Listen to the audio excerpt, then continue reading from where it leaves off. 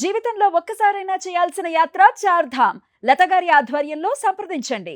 నమస్తే, welcome to Suman TV. నేను పద్మిని. ప్రస్తుతంతో పాటు ప్రముఖ ఆధ్యాత్మికవేత్త, సూర్య ఉపాసకులు, Sun Spiritual Society founder Vikramaditya గారు మనతో పాటు ఉన్నారు. మాట్లాడదాం. సార్ నమస్తే. సార్ సూర్యోస్మి తల్లి. సార్, ఏజ్ తో అస్సలు సంబంధం లేకుండా ఎవరిని చూసినా కూడా గ్రే హెయిర్ అనేది ఎంత కామన్ అయిపోయింది అని అంటే అడిగితే బాధ అనిపిస్తుంది. చిన్న చిన్న పిల్లలు 20-22 ఏళ్ల పిల్లలకు కూడా గ్రే హెయిర్ కనిపిస్తోంది అని అంటే ఏమనాలి అసలు?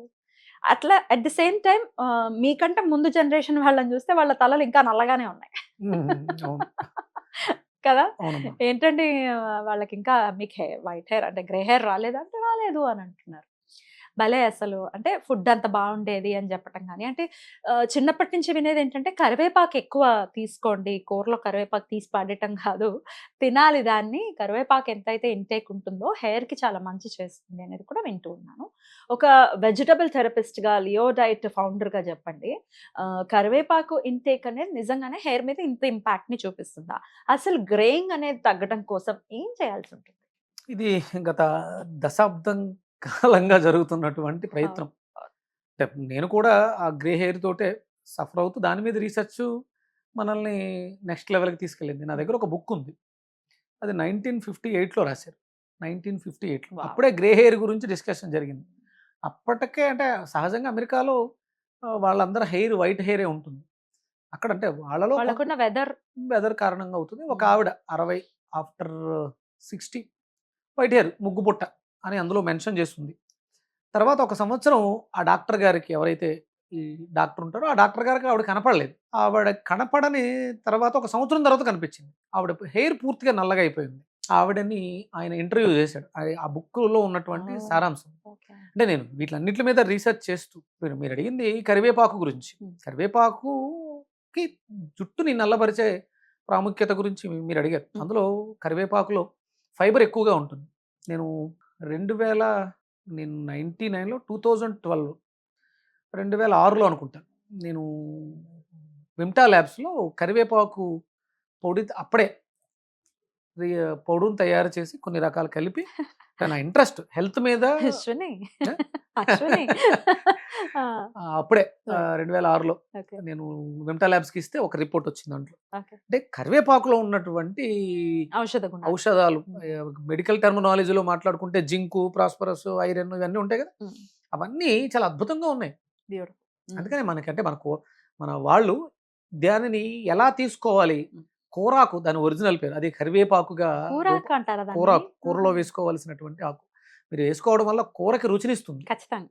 మన నాలికకి కూడా రుచినిస్తుంది. మీరు పచ్చి కరివేపాకు చాలా నమిలితే బాగుంటుంది. కాసేపు మీకు నాలిక మీద ఒక ట్రిక్లింగ్ సెన్సేషన్ ఉంటుంది. బాగుంటుంది కానీ actually. తర్వాత దానికి ఆ కర్రీకి ఉన్నటువంటి టేస్ట్ని మనకి ఇస్తుంది. అందుకని కంపల్సరీ అది కూరలో ఉండాలి. Right. కూరలో కరివేపాకులా తీసేయకొని అంటారు దాన్ని. దానికి అంటే చాలా వాల్యూస్ ఉన్నాయి, కానీ దానికి విలువ ఇవ్వట్లేదు. కూరలో కరివేపాకులా తీసేస్తున్నాం అంటే కూరలో కరివేపాకునే తీసేస్తున్నాం, అలా నన్ను కూడా తీసేస్తున్నాం. దాని అర్థం అది. Mm. కూరలో కరివేపాకు అంటే తీసి పడేసేది కాదు. Correct. దాన్ని ఇక్కడ ఈ 1 ఇయర్ తర్వాత ఆవిడ Mm. వచ్చిన తర్వాత Mm. Mm. ఈ డాక్టరు ఆవిడని ఇంటర్వ్యూ చేస్తే, ఆవిడ ఇంట్లో ఒక ఇద్దరు పేషెంట్స్ ఉన్నారు. ఈవిడ అంటే తన జుట్టు కోసం రెగ్యులర్గా డాక్టర్ గారి దగ్గరికి వచ్చేది.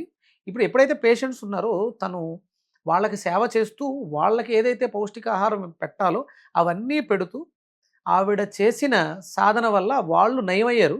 ఈవిడ తెల్ల జుట్టు నల్లగైపోయింది. బా. చెప్తున్నా. ఆ. ఇప్పుడు ఇంతకీ నువ్వేమి చేసావు? అంతే కదా, నువ్వేం ఇంటేక్ తీసుకున్నావు అంతే. నువ్వు వాళ్ళకేమి ఇచ్చావు, వాళ్ళకేమిచ్చావు? నువ్వేం తీసుకున్నావు? హా. దాంట్లో ప్రధానంగా మనం ఎక్కువ ప్రోబయాటిక్ గురించి మాట్లాడారు. అక్కడ ఈస్ట్ గ్రాన్యూల్స్ దొరుకుతాయి, డ్రై Okay. ఈస్ట్ గ్రాన్యూల్స్ దొరుకుతాయి. Okay. బ్లాక్ ట్రాకిల్ ఎక్కువగా కర్డ్ తీసుకుంది, Mm. పెరుగు, దాన్ని యోగర్ట్ అంటారు అక్కడ Yogurt. వాళ్ళు దాంట్లో. ఇక దాంతోపాటు గ్రీన్ అంటే సూర్యకిరణాలలోంచి వచ్చినటువంటి ఔషధ గుణాలు, పత్రహరితం ఆకులు ఎక్కువగా తీసుకుంటాయి. అది లోపలికి వెళ్ళిన తర్వాత మనకి మెలనిన్ ప్రొడక్షన్కి బాగా ఉదవుతుంది, అప్పుడు నల్లగా అవుతుంది. నల్లగా అవుతుంది. పెద్దవాళ్ళని తీసుకుని ఆవిడ బయటికి గార్డెన్ వాక్కి తీసుకెళ్ళేది. రెగ్యులర్గా చేసింది ఒక సంవత్సరం పాటు. సంవత్సరంలో ఆవిడ వైట్ హెయిర్ పూర్తిగా నల్లగా అయిపోయింది. అమేజింగ్. అప్పుడు D3 కూడా ఇంపాక్ట్ ని చూపిస్తుందా గ్రేయింగ్ మీద? విటమిన్ డి అనేది చాలా ఇంపార్టెంట్. అది సూర్యకిరణాల్లోంచి వస్తుంది. ఎప్పుడు మీరు సాత్వికమైనటువంటి పోషకాహారం తీసుకున్నప్పుడు right. ఐరన్ ఎక్కువగా ఉంటుంది, బెల్లం, నల్ల బెల్లం, బ్లాక్ ట్రాకిల్లో. అలాగే కాల్షియం పెరుగులో, Yes. ఇంకా B12 ఫ్యామిలీ మొత్తం, బి కాంప్లెక్స్ ఫ్యామిలీ మొత్తం ఈస్ట్లో ఉంటుంది, ఈస్ట్ గ్రాన్యూల్స్లో. మనకి మరి బేకింగ్ ఈస్ట్ మంచిది కాదని అంటారు కాదా?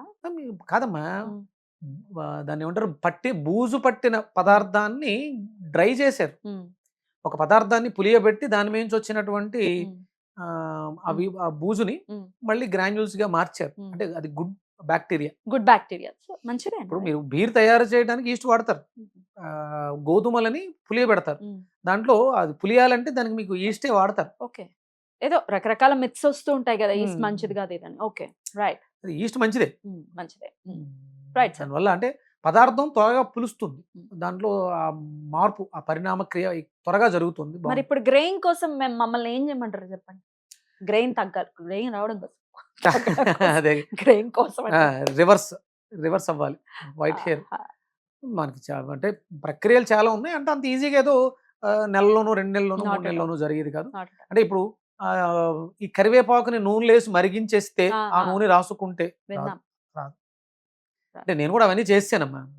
అంటే ఇప్పుడు ఎప్పుడైతే మరిగిందో, అంటే కొంత టెంపరేచర్ తర్వాత దాని న్యూట్రియంట్స్ పోతాయి పోతాయి. కదా. ఇప్పుడు నూనెలో చాలా మంది చాలా రకాల వేసేసి ఇది హెయిర్ ఆయిల్ అద్భుతం అని చెప్పేసి అంటున్నారు. అవి అవి పని చేయట్లేదు. ఓకే, ఏదో ఆ కాసేపు ఏదో ఉపశమనంలా ఉంటుంది, కానీ మనకి అందులో ఉన్నటువంటి ఆ ఆయిల్, ఆ మాయిశ్చర్ ఏదో ఉపయోగపడుతుంది అంతే. అంటే 160 degrees దాటిన తర్వాత హీట్ ఎక్కువైతే అందులో ఉన్నటువంటి పోషకాలన్నీ ఆవిరైపోతాయి. అవేమి ఉండట్లేదు. Right. దానికి వేరే ప్రక్రియ ఉంది. నేను కొన్ని ప్రక్రియలు చూశాను, ఇవాళ చేశాను ఒక ప్రక్రియ, నాకు అది మంచి రిజల్ట్స్ వస్తే త్వరలో దాని గురించి మనం డిస్కస్ చేయొచ్చు. చాలా బాగా వచ్చింది అది. అంటే ఐరన్ బాగా తీసుకోండి, ఓకే, నల్ల బెల్లం బాగా తీసుకోండి, అలాగే కర్డ్ Hmm. అంటే స్వచ్ఛమైనటువంటి దేశవాళీ ఆవు పాలతో తయారు చేసిన పెరుగు బాగా చిలికి ఆ మజ్జిగ తాగండి. ఓకే, కాల్షియం బాగుండాలి, Okay. జుట్టు బాగుండాలంటే కాల్షియం బాగుండాలి. ముందు ఫస్ట్ మంచి గ్రోత్ వస్తుంది. Hmm. ఇవి రెగ్యులర్గా తీసుకుంటూ ఫ్రూట్స్, సీజనల్గా వచ్చే అన్ని ఫ్రూట్స్ తినాలి. Hmm.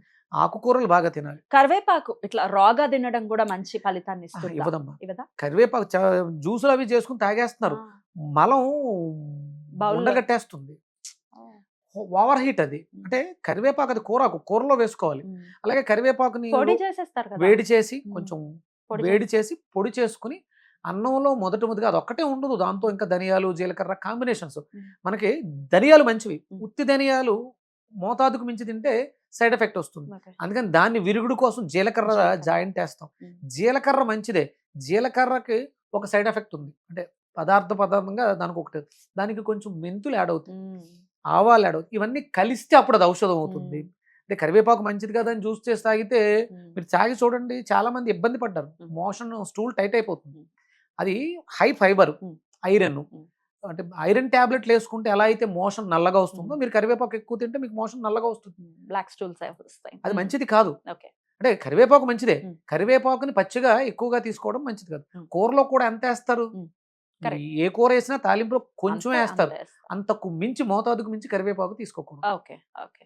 కరివేపాకు మంచిదని చెప్పేసి మీరు శుభ్రంగా రోజు అదే తింటూ ఉంటే వేడి చేసేస్తారు. డైన్ చేయించుకోవడం అనేది కూడా చూస్తూనే ఉన్నాము. చాలా రెగ్యులర్ గా అమోనియా ఫ్రీ అని చెప్పి కూడా చేస్తూ ఉన్నారు, హెర్బల్స్ అని అంటున్నారు.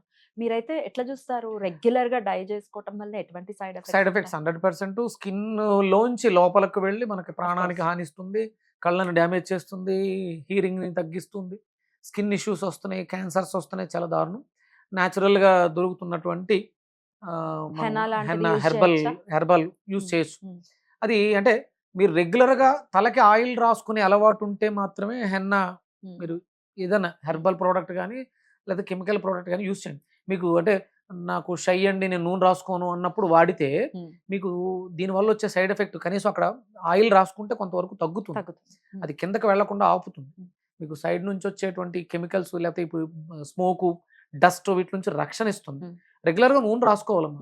ఫస్ట్ మీరు నైట్ రాసేసుకుని పొద్దున్నే తలస్నానం చేసేయచ్చు. అలా పొద్దుటే 5కి లేచి శుభ్రంగా తలకు నూనె రాసుకుని వాకింగ్ వెళ్ళి వచ్చి శుభ్రంగా గోరువెచ్చటి నీళ్ళతో మంచి హెర్బల్ షాంపూతో స్నానం చేసేస్తే మీకు అంటే ఆయిల్ ఏం చేస్తుంది అంటే దాంట్లో సాంద్రత తక్కువగా ఉండడం వల్ల వ్యర్థాలని, కెమికల్స్ ని అబ్జార్బ్ చేసేసుకుంటుంది, వెనక్కి లాగేస్తుంది. అది మనల్ని పాడు చేయకుండా ఉంటుంది. నూనె రాసుకునే అలవాటు లేకపోతే మీరు ఎన్ని రకాల హెర్బల్ ప్రోడక్ట్స్ డైలీ అవి వేసుకున్నా మీకు నో యూజ్, ప్రమాదం ఎక్కువగా ఉంటుంది. ఏంటి యూజ్ ఉంటుంది, ఉమ్. తల నల్లగా ఉంటుంది, ఉమ్. కానీ లోపల ఆరోగ్యం పాడైపోతుంది. మనకు అది కావాల్సిందే కదా, ఆరోగ్యం పాడవకుండా ఉండాలి కదా. అందుకని రెగ్యులర్ గా నూనె రాసుకోండి. వీక్లీ మీరు ఎన్నిసార్లు రాసుకోవాలి చెప్పండి? ఏది ఐడియల్ గా వీక్లీ ఎన్నిసార్లు నూనె పెట్టుకోవాలి తలకి? 3-4 డేస్ 3-4 ఉండాలి. days. 7 డేస్ కి కనీసం మినిమం 3 రోజులన్నా మీరు ఉమ్. తలకు నూనె రాసుకోవాలి. నూనె రాసుకోవాలి. 7 రోజులు రాసుకున్నారా మీరు వైట్ హెయిర్ గురించి బాధపడాల్సిన అవసరం ఉండదు. ఉమ్. Right. తగ్గే ఛాన్సెస్ అధికంగా ఉంటుంది. తలకి మంచి ఏ నూనె బాగుంటుంది? ఇప్పుడు మార్కెట్ లో చాలా రకాల నూనెలు ఉన్నాయి. ఆలివ్ ఆయిల్ అంటున్నారు, కొబ్బరి నూనె అయితే తెలిసిందే. కొబ్బరి నూనె, కొబ్బరి నూనె. కొబ్బరి నూనె, తలకి కొబ్బరి నూనె. Right. మనం ఇప్పుడు మీరు కేరళ వెళ్తే కేరళలో కొబ్బరి అధికంగా ఉంటుంది కాబట్టి వాళ్ళు కొబ్బరి నూనె తలకి తింటారు. రాసుకుంటారు, వంటలకు కూడా అదే వాడతారు.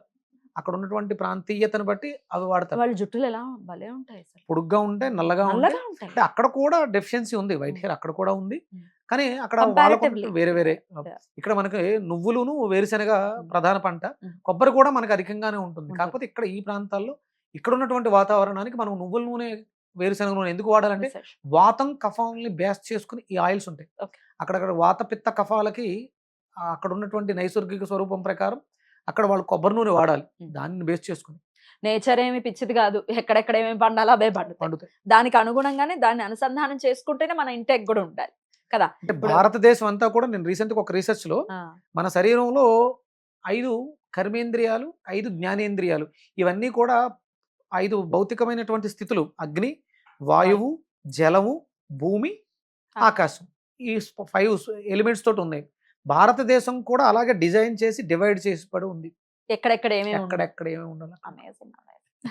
కర్మభూమి అని అంటే ఏదో ఊరికే నామమాత్రంగా పెట్టింది కాదు, బోల్డ్ అంత అర్థం ఉంది దీంట్లో. అర్థం. అద్భుతం సార్, చాలా చక్కగా తెలియజేశారు సార్, కృతజ్ఞతలు. నమస్కారం సార్. సూర్యోస్మిత. సూర్యోస్.